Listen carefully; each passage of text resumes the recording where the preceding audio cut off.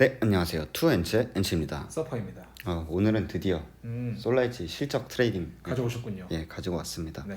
우선 이 내용은 굉장히 주관적입니다. 네. 미래를 예측을 하는 거기 때문에 뇌피셜이다. 뇌피셜이라는 걸 알아두시고 이런 생각을 하면서 모델링을 할 수도 있구나. 사실 제가 요즘 이런 쪽에 굉장히 많은 시간을 쏟고 있기 때문에 네. 답은 숫자다. 네. 이런 생각을 하고 있기 때문에 이런 생각도 할 수 있구나. 이 정도로만 그냥 봐주시면 될 것 같아요. 네. 어쨌든 저는 제 돈을 태우고 있기 때문에 네. 거짓말은 하지 않습니다.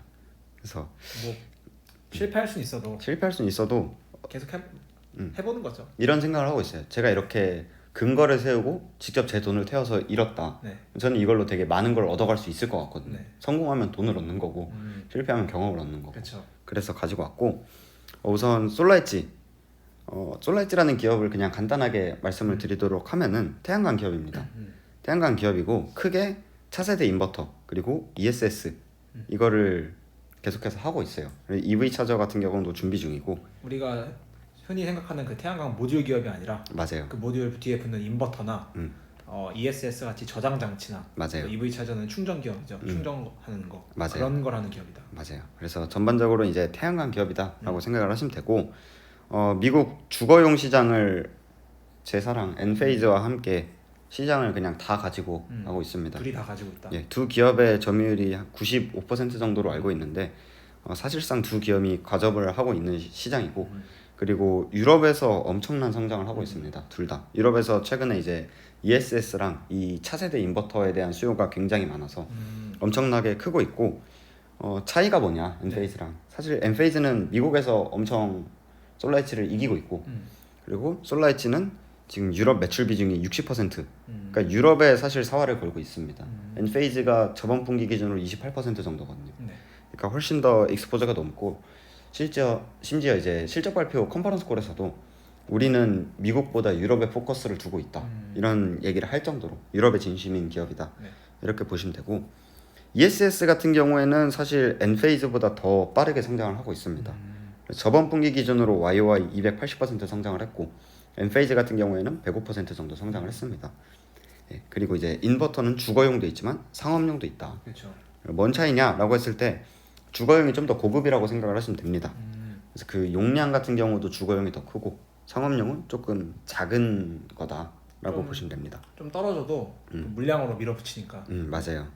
그래서 이제 리스크가 뭐냐라고 했을 때 유로 가치가 이제 절삭이 되면은 얘네는 환해지를 하지 않아요. 그렇기 유로로 때문에. 돈을 버는데 맞아요. 어쨌든 실적은 달러로 나오니까 맞아요. 유로 환율이 떨어지면 좀 안 좋다. 그래서 저번 분기, 저저번 분기 그리고 3분기 전 네. 이 유로 가치 절삭으로 인해서 굉장히 두들겨 맞은 기업입니다. 그 다음에 이제 서플라이 밸류 체인을 보면은 상하이 공장의 익스포저가 매우 높다. 네. 그래서 이게 중국 생산 공장을 가지고 있는 게 굉장히 또 큰 리스크였습니다. 그러면 이제 제가 왜 솔라이치를 하냐라고 이제 천천히 제 논리를 전개를 해 보도록 하겠습니다. 네.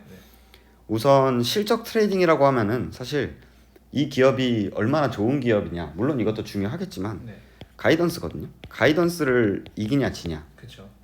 이 3분기에 이제 솔라이치가 내놓은 가이던스가 있어요. 네. 이 가이던스보다 예를 들어 우리는 100 정도 할 거야라고 했는데 150을 하면은 주가가 엄청 뛴다는 거죠. 그렇죠. 근데 반대로 우린 150을 할 거야라고 했는데 140만 해도 주가는 떨어집니다. 그래서 이 회사의 가이던스 대비 얼마나 잘했냐 이거를 굉장히 중요하게 봐야 되고 포커싱을 둬야 된다. 그래서 오늘은 펀더멘탈보다는 이런 가이던스를 대비해서 이거를 넘을 거냐 아니면 못 넘을 거냐 이렇게 보시면 됩니다. 그래서 우선 저번 분기를 살짝 보면은 매출은 836밀리언이었고 네. 그로스 프로핏 같은 경우 마진 같은 경우에는 26.5%, 오퍼레이팅 마진은 16.8% 정도 나왔다. 네. 가이던스는 매출은 이제 855에서 885.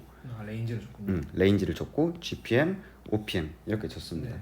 그러면 제가 이제 트레이딩을 하려면은 네. 매출이 885가 넘고 네. GPM이 30%가 넘고 OPM이 15.3%가 넘어야 될 거 아니에요. 네. 그래서 이 각각의 요소들을 한번 분석을 해보겠습니다. 우선 포인트는 제가 말씀드린 대로 매출이 상회하는가 그리고 마진이 상회하는가 이렇게 보시면 될 것 같습니다. 그럼 이제 매출을 처음에 이제 분석을 하기 전에 네. 얘네 사업부는 크게 세 가지로 나뉘는데 첫 번째 옵티마이저 그 인버터 사업부고요. 두 번째는 배터리 사업부입니다. 네. 세 번째 기타가 있는데 매우 미미하기 때문에 이거는 제외를 했습니다. 너무 작아서. 너무 작기 때문에 사실 이 두 개를 분석을 해가지고 합치면은 전체 매출이 되는 거예요. 그러면 이 옵티마이저 사업부는 어떻게 추정이 되냐라고 하면은 이 인버터의 용량이 있잖아요. 네. 우린 이번 분기에 뭐 100메가와트를 팔았어. 이렇게 나오거든요. 네. 그럼 이 와트당 얼마에 팔았어 라는 가격이 나올 거고, 가격을 이제 ASP라고 하는데 이 두 개를 곱하면은 옵티마이저 사업부의 매출이 나오겠죠. 네. 그리고 똑같아요. 배터리도 마찬가지로 우리가 몇 메가와트를 팔았는데 이 와트당 가격을 얼마에 팔았어. 이 두 개를 곱한 게 결국에는 매출이 된다. 그래서 이 두 개를 더하면 됩니다. 네. 그래서 우리는 네 가지 요소를 분석을 하면 되고, 첫 번째는 옵티마이저를 얼마나 팔았는가, 그리고 와트당 얼마에 팔았는가, 배터리도 어느 정도 팔았고 얼마에 팔았는가, 이 네 가지 요소를 하나씩 분석을 해보도록 하겠습니다. 네.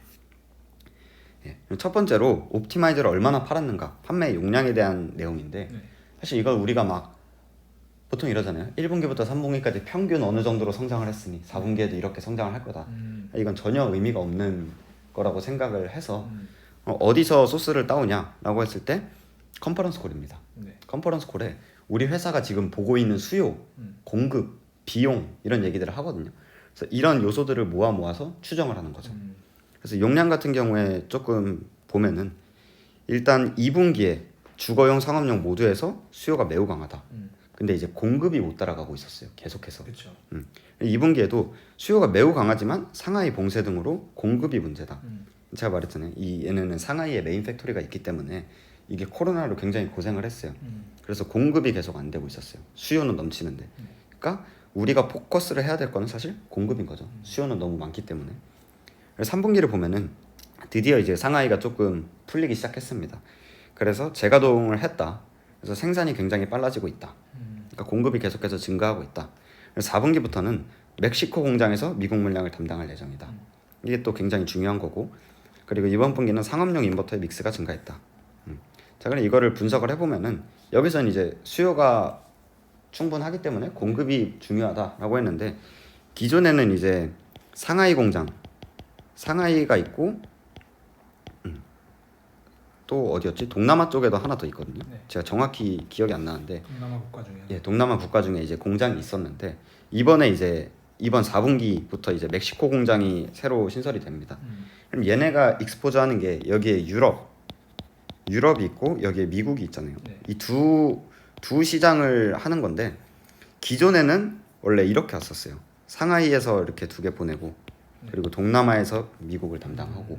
근데 이제 멕시코가 이제 공장이 돌아가면서 미국 물량은 100% 멕시코에서 충당을 합니다. 그러면은 상하이에서 유럽이랑 동남아의 수요를 맞출 수 있겠죠. 그렇기 때문에 공급이 굉장히 원활해진다. 그리고 여기서 운송 비용 감소도 있는데 이거는 마진단에서 얘기를 하고, 그래서 이 멕시코 공장이 사실 전략적으로 굉장히 중요한 위치인데 이번 분기부터 이제 다시 제동이 되는 거죠. 신설이 되는 거죠. 그래서 엔페이지 같은 경우에는 이미 멕시코 공장이 있습니다. 네. 자, 이렇게 해서 이제 공급에 대한 그 용량에 대한 그 힌트를 다 얻었고, 네. 그 다음에 이제 가격에 대한 힌트를 얻자면은 2분기에는 와트당 0.236달러였습니다. 이건 기업이 공개하는 거. 공개한 겁니다. 3분기부터는 0.233달러였어요. 그럼 이제 4분기엔 얼마가 될까? 이거에 대한 내용도 추론을 할 수가 있습니다. 우선 또 컨퍼런스 콜을 보면은 2분기에 우리는 지난 2, 3분기에 걸쳐서 가격 인상을 시행했다. 가격 인상이 결국 ASP에 영향을 미치는 거니까. 그 다음에 이제 3분기에 또 굉장히 중요한 내용을 얘기를 했어요. 백로그의 가격 인상을 반영하지 않는다라고 했거든요. 무슨 뜻이죠? 그러니까 이거는 무슨 말이냐면 얘네가 지금 수요가 100이 있는데 네. 50만큼 공급을 했어요. 이번 분기에. 네. 공급이 안 되고 있으니까. 그럼 이 나머지 50에 대한 잔고가 있을 건데 네. 이 사이에 가격 인상을 했으면은 네. 이 주문 받아놓은 것까지는 기존 가격으로, 원래 가격으로. 예, 원래 가격으로 하고 이 신규 물량에 대해서는 인상분을 한다는 거죠. 그렇기 때문에 여기까지는 기존 ASP대로 판매를 해야 됩니다. 네. 그럼 이 기존 거를 어느 정도 기간에 걸쳐서 판매를 하냐라고 했을 때 보통 두 개에서 세 개 분기까지 했거든요. 네. 그 공급이 부족해가지고 이번 분기에는 이제 1에서 2분기 정도면은 가능할 겁니다. 공급이 늘어났기 때문에. 그렇게 해서 2개에서 3개 분기에 레그가 걸린다. 가격 인상이 반영하는 데까지. 네. 그런 얘기를 했었고 이제 유로화 평가 절하로 마진이 훼손됐다. 그래서 가격 인상을 했다. 3분기에 또 가격 인상을 했습니다. 이게 4분기에 다시 들어오는 거죠. 그래서 4분기에는 가격 인상 효과가 온전히 드러날 것이다. 그러니까 3분기에 주문 받은 거를 이제 다 밀어내고 4분기부터는 신규 주문을 받는다는 거겠죠. 네. 그래서 이런 것들을 고려했을 때 얼마를 해야 되냐. 여기서부터 이제 앞에 논리들을 가지고 추론을 하는 거예요. 네. 그래서 우선 가격 ASP를 먼저 보면은 0.236에서 0.233이 됐는데 네. 한 10% 정도 가격 인상을 했거든요. 네. 그렇기 때문에 그냥 지난 분기에서 플러스 10%다라고 가정을 했습니다. 네. 그 다음에 이제 토탈 메가와트씩 이건 용량인데 용량 같은 경우에는 지금 공급이 확 늘어났잖아요. 그래서 용량도 엄청 늘어나야 될 것 같은데 사실 별로 엄청나게 다이나믹하게 늘어나는 거는 반영을 안 했습니다. 그 이유가 또 있는데 일단 3분기를 보면은 3분기에도 엄청 늘었거든요. 네. 이게 상하이 공장이 다시 재가동되면서 엄청 는 건데 사실 여기서 보면은 여기는 상하이가 아직 봉쇄인데도 엄청 늘었잖아요. 네. 근데 상하이가 풀리고 나서 그렇게 많이 늘진 않았어요. 그쵸. 용량이. 근데 그거를 내가 왜 그럴까 고민을 했는데 3분기에 상업용 믹스가 증가했다라고 밝혔거든요. 맞아요. 그래서 상업용 믹스가 엄청 증가했다. 보면은 지금 이건 몇 개를 판매했는가거든요. 네. 상업용, 가정용 다 합쳐서 네. 줄었어요 오히려. 2분기에는. 네. 그래서 줄었는데도 용량은 엄청 늘었다는 거는 2분기에는 가정용이 되게 믹스가 높았다는 거거든요. 근데 이제 3분기에는 용량이 그러니까 유닛이 엄청나게 증가를 했음에도 용량이 줄었다. 그럼 상업용이 훨씬 많이 팔렸다. 네. 이렇게 볼 수 있어요. 그래서 상업용에 대한 수요가 굉장히 많다라고 얘기를 했기 때문에 4분기에도 상업용 믹스가 많겠구나. 이렇게 가정을 할 수 있습니다. 그렇기 때문에 한 2,800 정도로 계산을 했습니다. 수량이 많이 늘어난 것처럼 보여도 토탈 메가와트 시는 상업용이 많기 때문에 맞아요. 엄청나게 그 정도까지는 아닐 수 있다. 맞아요. 그래서 이 정도 잡았다. 맞습니다. 네네. 그러니까 보수적으로 접근을 한 거죠. 그래서 2,800 정도로 잡았습니다. 그냥 보수적으로 접근했다 그래서. 네. 보수적으로 접근했습니다. 그래서 이제 옵티마이저의 레베뉴는 토탈 메가와트씩 2,800 메가와트 곱하기 와트당 0.245달러 네. 해가지고 685.02밀리언으로 산출을 했습니다. 네. 그 다음에 이제 로직은 똑같아요. 두 번째 배터리입니다. 배터리 같은 경우도 용량을 먼저 보면은 이제 공급과 수요에 대한 내용을 캐치를 해봅시다. 첫 번째로 3분기에 신제품이 나왔거든요. 유럽에서 엄청난 인기를 끌고 있다 네. 라고 이야기를 했고 수요에 대한 얘기죠. 특히 독일에서 매우 큰 수요가 있다. 그래서 지난 분기에 QOQ 대비 독일에서만 125% 상승을 했습니다. 예. 네. 그 다음에 엄청 중요한 건데 한국의 셀라2 공장이 3분기부터 대량 생산을 시작했습니다. 그래서 이번 분기에는 풀로 돌아가요. 그래서 한국에 새로운 배터리 공장이 신설이 됐다. 그 다음에 현재 배터리 같은 경우는 수요가 너무 많다. 그러니까 아까도 말했듯이 인버터도 잘하고 있는데 솔라이즈는 배터리를 엄청나게 잘하고 있습니다. 그래서 수요가 인버터보다 훨씬 많기 때문에 23년 내에 미국 생산 기지를 증설할 계획이다. 이거는 뭐 아직은 증설이 된 게 아니기 때문에 반영을 안 해주지만 네. 수요가 많다라는 거를 이제 캐치를 할 수 있겠죠. 그래서 보면은 그 한국의 셀라2 공장이 왜 중요하냐? 그게 이제 70메가와트짜리거든요. 네. 그러니까 기존의 캐파가 130메가와트였어요. 그래서 이제 200메가와트로 증가를 합니다. 네. 그래서 3분기에 보면은 배터리 10을 보면은 251에서 갑자기 320.70으로 늘어나는 걸 볼 수 있어요. 예. 그래서 엄청나게 확 뛴 게 한국 공장 이게 증가를 해서 그렇다. 네. 그래가지고 이제 4분기도 그냥 플러스 10% 정도로 가정을 했습니다. 이 수요가 굉장히 많고 이번에 한국 셀라2 공장이 풀로 돌아간다. 이런 것들을 가정을 했을 때 10% 정도로 잡았고 ASP 같은 경우는 이게 이제 이것도 확 뛴 이유가 새로운 신제품 때문에 배터리 ASP가 올라갔거든요. 네. 근데 4분기에는 3분기보다 믹스가 올라갈 거예요 아마. 그렇기 때문에 0.65보다 더 높아질 거거든요. 네. 근데 그냥 0.65로 보수적으로 접근을 했습니다. 지금 보니까 최대한 다 숫자를 보수적으로 했네요. 성장할 게 보이긴 하지만 100% 추정할 수가 없으니 맞아요. 가능하면 보수적으로 잡았네요. 맞아요. 그래서 보수적으로 계속 접근해서 보수적으로 봐도 가이던스 상단을 높으면 올라가면은 이거는 훨씬 서프라이즈 가능성이 굉장히 높다.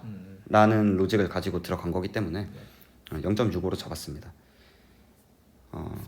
그래 이 0.65는 회사에서 공개를 하지 않아요. 아 그래요? 예, 이거는 제가 따로 계산을 한 건데 그 인버터는 와트당 ASP를 공개를 하거든요. 네네. 근데 배터리는 공개를 하지 않고 메가와트 10만 공개를 합니다. 네. 그럼 이거는 사실 역추적을 할 수 있는 게 총 매출은 인버터 사업부랑 배터리 사업부를 더한다 그랬잖아요. 네. 그래서 이거는 공개를 하고 네. 이 인버터의 와트당 ASP도 공개를 하잖아요. 네. 그래서 이게 숫자가 나오고 배터리 10도 공개를 합니다. 그러면 이제 방정식을 세워가지고 네. ASP를 추론을 할 수 있거든요. 그래서 추론한 게 이제 2분기에 0.51이고 3분기에 0.65다 라고 계산이 된 겁니다. 네. 그래서 이번에도 0.65로 계산을 했어요. 그래서 보면은 이거를 다 반영을 해줬을 때 네. 배터리 부문은 0.65 곱하기 352.77 하면 227.61밀리언이 나온다. 그럼 이제 이 두 개 사업부를 더하면은 912.63밀리언. 네. 아까 가이던스 상단이 885였거든요. 네. 그렇기 때문에 내가 만약에 추론을 조금 잘못해도 상업용 믹스가 더 올라가거나 그렇게 해도 900밀리언 정도 나오지 않을까. 아니면은 적어도 가이던스 상단까지는 가지 않을까. 그러니까 뭐 가이던스를 충족을 하면은 소폭 오르거나 그냥 쏘쏘 하거나 하잖아요. 뭐 뒷얘기가 더 중요해지죠. 그래도. 그렇죠. 근데 이제 23년에 미국 캐파 증설을 하겠다. 네. 이 얘기를 좀 더 가시화시킬 거기 때문에 컨퍼런스 콜에서도 사실 안 좋은 얘기가 나올 가능성이 별로 없다고 생각하거든요. 그래서 이거에 대한 기대감이 오히려 있으면 있지 컨퍼런스 콜에서도 좋은 내용이 나올 거기 때문에 이 가이던스 상단만 와도 내 돈은 안 잃는다. 이런 마인드입니다. 그래서 보수적으로 접근해도 912.63밀리언이 나왔다. 이제 더 중요한 게 마진이거든요, 사실. 그렇죠. 마진이죠. 마진이 엄청 중요한데 저는 사실 매출보다는 마진 때문에 이거를 배팅을 한 거예요. 마진에 대한 힌트가 굉장히 많습니다. 네. 자, 그럼 보면은 2분기에 유로화 가치 하락으로 인해 마진율 대폭 하락했다. 이때 실적 발표하고 마이너스 15%인가 이상이 깨졌거든요. 2분기 실적 때 예, 2분기 실적 때. 그래서 이번 분기 유로화로 인해서 240bp 마진이 감소됐다. 2.4%. 예, 2.4%가 마진이 하락을 한 거죠. 그래서 이제 이때 얘기를 했어요. 유로화 1센트 하락 시 우리는 마진 50bp 하락한다. 이게 굉장히 중요한 힌트죠. 그다음에 두 번째, 멕시코 공장이 가동하면 관세를 낮추고 해상 운송 비용, 공급망 관리 비용을 줄인다. 그럴 수밖에 없죠. 미국이랑 가까우니까. 맞습니다. 그럴 수밖에 없고. 그래서 2분기에 이제 우리 제품엔 알루미늄과 구리가 메인 원자재이다. 이때 또 굉장히 가격이 높았기 때문에 여기서도 많이 맞았습니다. 그다음에 이제 4개월 전 환율은 1.09였고 1.09 때 마진은 35%다. 또 맛있는 재료를 준비를 해줬습니다. 그다음에 이제 3분기에 이번 분기도 유로화 평가 절하로 인해서 360bp 마진 훼손이 됐다. 그래서 가격 인상을 한 거거든요. ASP는 우리가 아까 매출에서 반영을 해줬죠. 다음에 이제 상하이 공장 재가동과 운송 가격 감소는 180bp, 140bp 마진 기여한다. 그래서 아까 말한 것처럼 여기에 상하이가 있고 여기에 이제 동남아가 있었잖아요. 네. 그리고 여기가 유럽이고 여기가 미국인데 원래는 이제 여기서 왔다 갔다 해야 되는데 이게 지금 상하이가 제대로 가동이 안 되니 동남아 쪽에서도 미국을 충당한 거죠. 네. 그러니까 여기서 이제 운송 비용이 더 증가를 했을 거고 그래서 이게 상하이가 재가동되면서부터 140bp 정도의 마진 감소 기여가 있었다라고 볼 수 있습니다. 자, 그러면 일단 원자재부터 보면은 구리 같은 경우에 지금 YOY로 10% 정도 하락을 했습니다. 네. 다음에 알루미늄 같은 경우에는 마이너스 21% 정도 감소를 했거든요. 네. 근데 이 두 개의 원자재가 옵티마이저랑 배터리의 비중을 40% 정도 차지합니다. 원자재의 40%를. 예, 맞습니다. 그럼 이거를 한 15% 정도로 가정을 하면은 40% 곱하기 15% 하면은 대충 6% 정도 감소를 하는 거잖아요. 네. 그래서 이제 콕스가 이거는 이제 콕스에 들어가기 때문에 코스트 오브 굿솔즈 이걸 이제 10% 정도 감소했을 때 90밀리언 정도의 효과가 있어요. 그렇기 때문에 여기서 또 이제 마진이 증대가 될 거고 저번 분기에 비해서 다음에 이제 ASP 상승으로 인해서 마진이 또 확대가 될 거고 네. 세 번째로 아까 한국과 멕시코 공장 이걸로 인해서 캐파가 130메가와트에서 200메가와트 상승이 됐으니까 또 규모의 경제가 달성이 될 겁니다. 그렇기 때문에 여기서도 마진 상승이 있을 거고 네 번째로 멕시코 공장이 가동이 됩니다. 그래서 이제 멕시코 공장에서 운송 비용을 또 한번 감소를 시킬 수 있습니다. 다음에 이제 가장 중요한 게 EUR USD가 많이 올랐어요. 저번 분기에 0.9998 막 이렇게 떨어졌거든요. 그래서 전 분기 평균을 내보면은 USD 환율 데일리로 제가 쫙 해가지고 평균을 냈어요. 네. 그래서 저번 분기에 1.0066이거든요. 4분기에는 1.0219입니다. 그렇기 때문에 여기서 이제 한 100bp 정도의 또 마진이 증가가 됩니다. 다음에 이제 멕시코 공장 가동으로 인해서 뒤에 제가 가져왔나? 안 가져왔네요. 멕시코 공장 가동으로 인해서 아까 상하이 공장에서 운송 비용이 140bp 정도 증대를 했다고 했잖아요. 재가동으로 인해서. 멕시코 공장이 정확히 몇 bp인지 모르겠지만 제가 봤을 때 보수적으로 50bp까지는 주지 않을까. 상하이 공장 재가동으로 인해서 물류 감소 비용이 이 정도 됐으면은 멕시코 공장으로 인해서도 분명히 물류 감소 비용이 있을 거고 다음에 이제 콕스 감소 있을 거고 ASP 상승이랑 규모의 경제 있을 거기 때문에 이런 것들을 다 고려를 하면은 마진이 굉장히 잘 나올 수밖에 없다. 이런 로직을 세웠고 그럼 전분기의 GPM이 26.5%였잖아요. 네. 여기에 이제 환율로만 해도 100bp 증대한다 했잖아요. 네. 그러면은 다른 거 다 없이 환율만 고려해도 27.5% 나옵니다. 그럼 가이던스는 이미 충족이에요. 하단은 충전해서. 예, 하단은 충족을 했습니다. 그다음에 여기에 이제 멕시코 공장 들어오고 ASP 상승 들어오고 뭐 이것저것 붙이면은 30% 충분히 초과되지 않을까. 그러면 이제 여기 매출에서 912밀리언 나오고 여기서 31% 나오면은 쭉쭉쭉 해가지고 EPS는 훨씬 더 레버리지가 돼가지고 올라간다. 이런 로직을 세웠습니다. 한 번에 이해하기가 조금 빡세긴 한데. 빡세죠. 네, 조금 빡세긴 한데 일단 로직은 알겠어요. 음. 로직은 알겠는데 이제 이 기업을 엔치님처럼 깊게 공부해 본 적이 없다 보니 맞아요. 네, 숫자에 대해서 여러 가지 의문점이나 이런 거 저도 들긴 하는데 근데 뭐 이건 알아야 사실 볼 수 있는 개념이고 또 영상 맨 앞에서 말씀드렸듯이 이게 어느 정도 뇌피셜이 많이 섞여 들어간 거잖아요. 맞아요. 물론 어떤 힌트들을 통해서 추적하는 거긴 하지만 사실 추정이라는 게 대부분 다 뇌피셜이다 보니까 뇌피셜이죠. 네. 그래서 일단 제가 봤을 때는 충분히 로직 자체가 어떤 문제가 있다 이런 느낌보다는 저 숫자가 저렇게 저 숫자가 나올까에 대해서는 뭐라 그럴까요? 공감은 확실히 알아야 할 수 있겠다 이런 생각이 들긴 합니다. 그렇죠. 네. 이게 당장의 옵티마이저가 뭔지 이 수요랑 공급이랑 이 공급망에 대해서 처음 들으시는 거기 때문에 그렇죠. 저는 이거를 1년 이상 계속해서 팔로우업을 해왔고 그렇기 때문에 다가오는 느낌은 다르실 텐데 어찌됐든 사실 저도 기업들을 팔로우업 하면서 이렇게 실적을 제대로 추정을 해본 적은 처음이거든요. 그래서 이거를 해보고 싶다. 네. 이 컨퍼런스 콜을 계속해서 보면서 저는 매 분기 정리를 하거든요. 엑셀에다가. 이거를 계속 읽다 보니까 이 힌트를 너무 맛있게 주는데 요리가 되지 않을까? 이렇게 해서 한번 해본 거고 네. 그래서 또 이제 솔라이치가 2월 13일인가 4일에 실적 발표가 나오기 때문에 네. 이 숫자가 나오면 너무 재밌는 거고 그렇죠. 예, 이 숫자가 안 나온다라고 하면은 재밌을 수 있죠. 엄청 업그레이드 될 것 같아요. 내가 어떤 부분을 놓쳤을까? 놓쳤는지. 그러면 이제 다음 분기 실적에서는 그 놓친 게 또 여기서 추가가 되는 거죠. 그렇죠. 그러다 보면은 이제 점점 정교화가 되겠죠. 정교화가 되고 더 실력이 향상되지 않을까라는 의미에서 한번 모델링을 공유를 해봤습니다. 아 좋습니다. 일단 모델링이라 해서 좀 어렵게 생각할 수 있는데 결국에는 매출의 구성 요소를 파악해서 그거를 여태까지 나왔던 얘기들을 종합해서 숫자를 넣어준 거고 또 마진에서도 마진의 구성 요소들이 몇 개 있었으니까 거기서 들었던 그 앞분기 전전분기에서 나왔던 내용들을 넣어줘가지고 한 겁니다. 그래서 맞습니다. 플로우 자체가 엄청 어렵진 않아요. 근데 우리가 이 상품이 뭔지 그리고 얘네들이 주로 영향받는 게 뭔지 이게 익숙치가 않아서 다들 조금 어려워하실 수 있는데 플로우 자체는 생각보다 간단한 겁니다. 맞습니다. 이게 뭐 이차 함수 이런 거 쓰는 거 아니고 사실 세 요소만 하면 돼요. 맞아요. 수요, 공급, 비용. 네. 이 세 개만 체크를 하면 되는 거기 때문에 맞아요. 이건 컨퍼런스 콜에서 힌트를 주고 그래서 어찌됐든 오늘은 솔라이치 실적에 대해서 이야기를 해봤고 네. 이거는 실적 발표 전에 트레이딩 바이를 하는 걸 목적으로 한 거고 오래 투자할 생각은 없습니다. 네. 물론 컨퍼런스 콜을 보고 반할 수도 있겠죠. 바뀔 수도 있죠. 근데 저에겐 은페이즈라는 더 나은 대안이 있습니다. 대안이 있기 때문에 솔라이치는 첩 정도로 네. 보지 않을까. 위험한 발언. 죄송합니다.